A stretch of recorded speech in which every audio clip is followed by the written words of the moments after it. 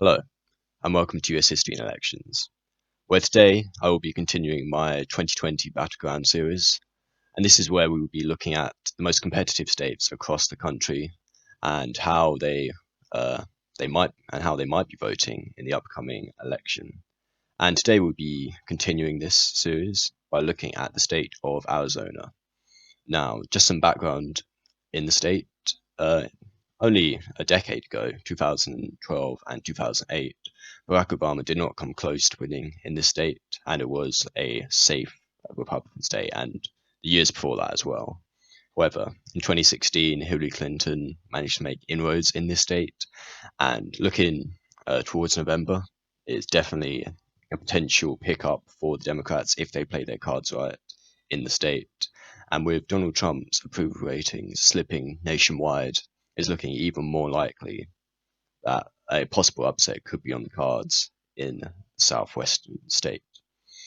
Now, we're going to be looking at Hillary Clinton's performance in the state, first of all, and um, she still lost, uh, but the difference in the votes is roughly 3.5% if you want to round it up. Um, if you want to round it up, 48 to 45%. However, this is quite important as you see this difference only 3.5% back in 2012, 10%, and back in 2008, again 10%. So, given that the difference has been narrowed down to from a likely margin to a lean margin, almost 7 points roughly between 2012 and 2016, it's showing that there's definitely hope for the Democrats in this in this state. And with 11 electoral votes up for grabs, this could definitely be a bellwether state in deciding the presidential election. Now, I will be looking at two previous elections, both held in 2018. One, the statewide House race in that year, and also the Senate race in 2018. And both of these could be almost showing the way that the state might go in 2020. Now, we're going to be looking at the House races first of all, and uh, Democrats currently have the majority in this. There is 9 House seats in the state of Arizona, and they currently hold 5, with Republicans holding 4. However, this was a change up 1 from 2016, which is where they only held 4, and the Republicans held 5.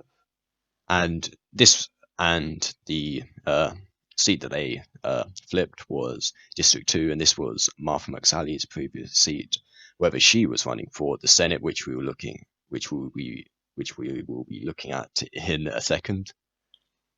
And it was actually quite a solid victory for the Democrats in that district. But once they lost the incumbent Martha McSally, all sort of support started to fall away. Now we will be moving on to the Senate race that was held in the state in 2018, and the both of these are statewide representatives.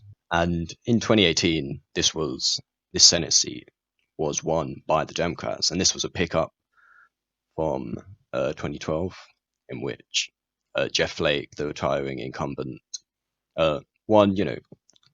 Not a safe win by any means, but a pretty solid 3 point margin right there. However, you look in 2018, the Democrats have managed to flip, almost 6 or 7 percentage points in their favor, and won by a comfortable 2.5 percentage points. And if we're going to go back to the actual presidential election, which is what we're looking at, these recent performances for the Democratic Party in the state have been showing that the demographics have been moving over to their side, and overall it just is very positive for the Democrats in this state. However, the presidency is always not going to be decided by House elections or Senate elections, because that will always be different. Look at Montana, for example. However, if you look at the polling data, it was pretty consistent going back and forth, early numbers, but overall it was still going towards the president. However, this all changed around the start of coronavirus. The support instantly shifted in Joe Biden's favor. And since the start of March, Donald Trump has not won a single poll here. And the lead isn't a huge lead by any means. I mean, some of them are only 2 points, 1 point in a few of them at the start of March. However, consistently, Joe Biden has been outperforming Donald Trump. And, some of these leads are actually outside of the margin of error. Look at this one. Margin of error is 4%. However, Joe Biden is leading there by 9% in this poll. And of course, that's just one poll, but overall, they're consistently going to the Democratic challenger, and that leads the current, poll aggregate with a 4-point lead for Biden, and that is usually just outside of the margin of error, which is pretty interesting. And of course, this is still predicted to be a toss-up by most sources, but looking at these, recent poll numbers, it's very interesting to see that this could be a flip that quite a lot of people wouldn't have called a year ago, 2 years ago. I think that it's definitely going to be a close race, and despite the recent poll numbers and recent elections going in favor of the Democrats, I believe this will tighten during the actual build up to the election in November and October. But I could definitely see this being a tilt state to either candidate. And just going by recent polls, it's looking like it might go in Joe Biden's favor. But I'm definitely not counting out Donald Trump in this race. So thank you for watching. Hope you enjoyed. Like, comment, and subscribe if you want to see more videos on this channel. And I will see you all again soon.